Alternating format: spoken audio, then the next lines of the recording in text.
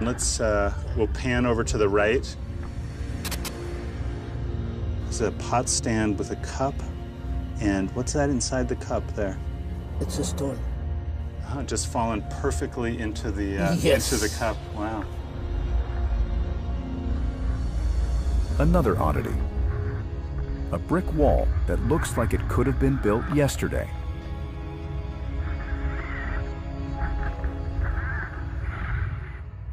I'm going to just see if we can get a good view of the burial itself.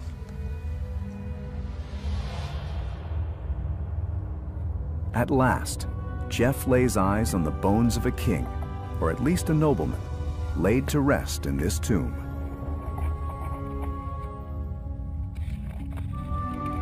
This is just the beginning. It will take years of analysis to discover his place in Sudan's history.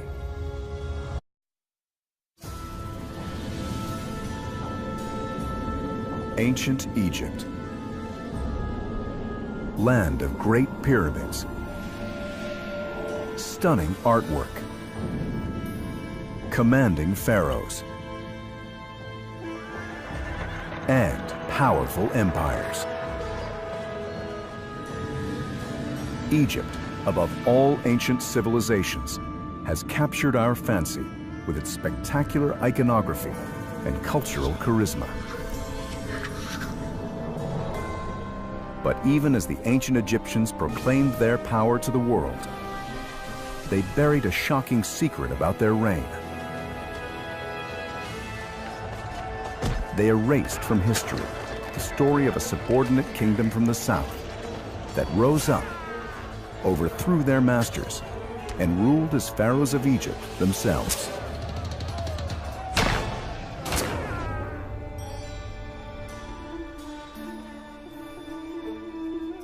These conquerors were the Kushites, a civilization of builders, gold workers, and warriors from what is now Sudan. The fact that Kush was able to conquer Egypt is really a David and Goliath story. Yet today, Kushites have been all but forgotten. Why? Because of the color of their skin. These were dark-skinned Africans, vilified by the ancient Egyptians and slandered as savages by colonial-era archaeologists. They show them as people tied and bound on the bottom of the king's shoes. So it really was a kind of a racial profiling. Now, after centuries of derision, the incredible story of the Kushite uprising is finally coming to light. More enlightened archaeologists are digging their history from the sand and the sky. How does it look? Still intact? It's actually a tiny bit scary. Don't drag that rope! Science is revealing the inside story of the Black Pharaohs who brought Egypt to its knees.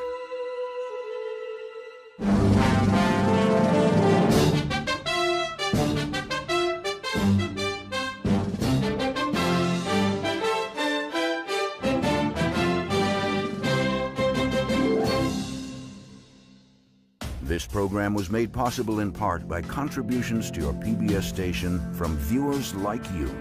Thank you. This is the Royal Kush Cemetery of El Kuru in northern Sudan, the Kush answer to Egypt's Valley of the Kings. Many rulers of Kush were buried here, making it one of the few places to learn about their lives and how they managed to conquer Egypt.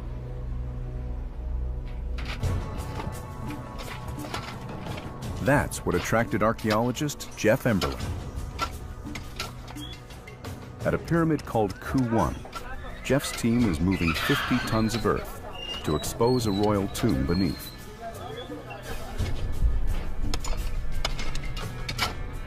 Inside, they hope to discover the identity of the king who built the pyramid and his place in the Kushite world. We want, first of all, to find out the name of the king. And second of all, we would hope that there would be additional information in material left in the pyramid about where they fit in history over 2,000 years ago.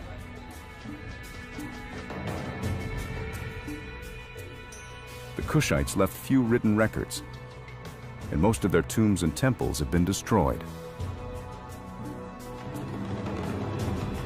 Ku-1 is no exception. Before harsh weather and stone thieves got to it, the pyramid stood nearly 4 times its current height.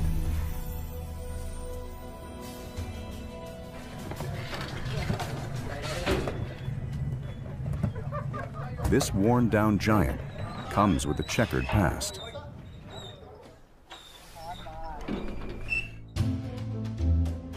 About 100 years ago, American archaeologist George Reisner excavated many Kush monuments and discovered the tombs of its most important kings. George Reisner was an amazing pioneer of archaeology in Kush. He started in 1908, he worked into the 1930s, very difficult conditions, and yet he managed to establish a basic chronology, not only of the broad archaeological periods, but of all the kings of Kush. He put them all into order, and it's an order that we still basically use today. At El Kuru, Reisner got to the bottom of every pyramid, except Ku-1. There, fear got the better of him. The ceiling of the pyramid had collapsed, locking its secrets inside.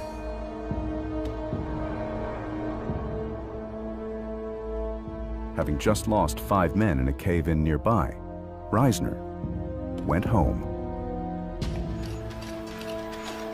Sometimes Jeff Emberling has thought of doing the same.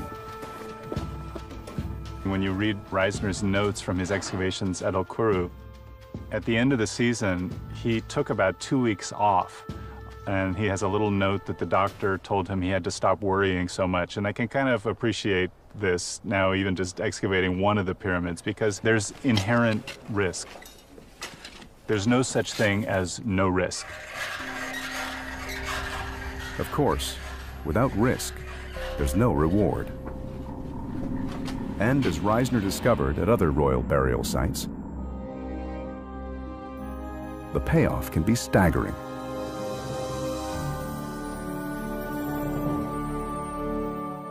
Reisner recovered troves of gold jewelry and stunning artifacts.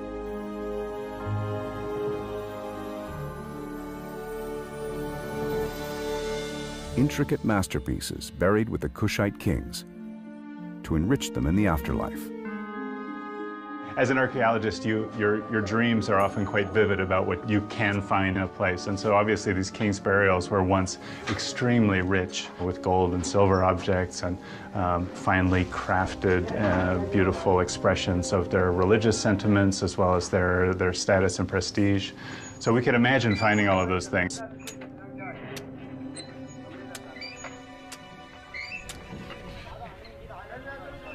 Jeff's first big revelation is not gold treasure, but a giant staircase, one fit for a king-size funeral procession.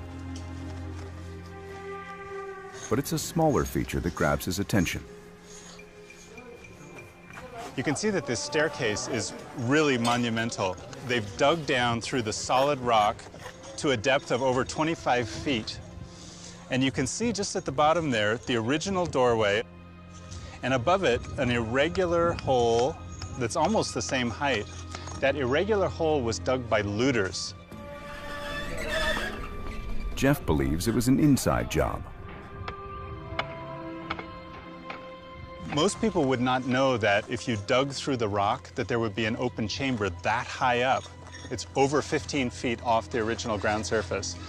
But unusually in this pyramid, the inner chamber is huge and high. And so it was only the people who built that would have known that digging over the doorway, they'd break into the open space of the chamber itself. The question is, how far in did the looters get? And what did they leave behind? Jeff will soon find out. Already, he's excavated to the site of the cave-in that had blocked Reisner's path.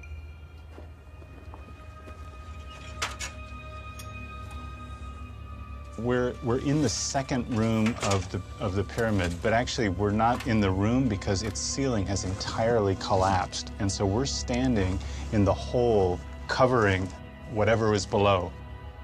I have a secret theory that really what happened is the looters burrowed in here, and as they were digging, the ceiling collapsed on them.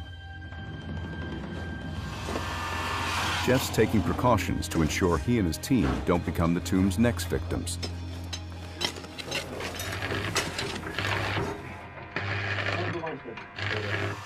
At a makeshift workshop, his colleague, architect Ignacio Forcadell, builds life-saving iron supports. Inside.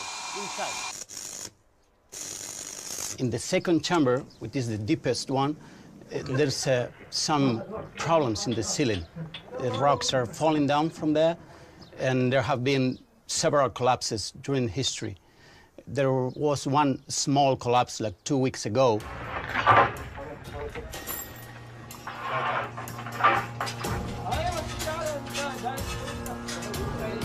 Once installed, Ignacio's iron arches should prevent the roof from falling, as Jeff and the team dig for the dead king. If it works, they just might succeed where Reisner did not, and help right the great wrong perpetrated by the famous colonial archaeologist.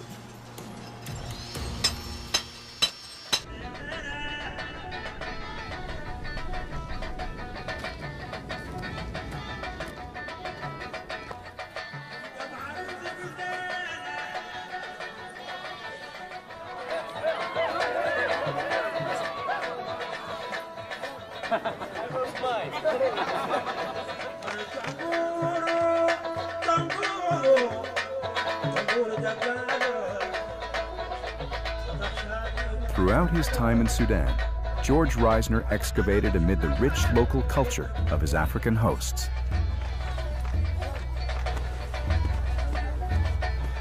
He was pulling African history from the ground, but he was doing it at a time when colonial delusions of racial superiority crippled his scientific judgment.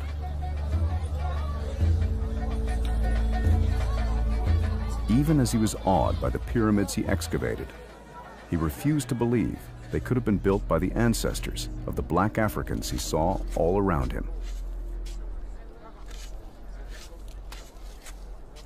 His prejudices even seem to have clouded his eyesight.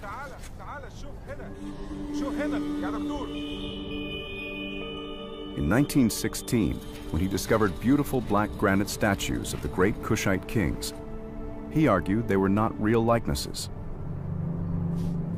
Instead, he proposed that the kings and the builders of all the Kushite monuments had actually been light-skinned foreigners.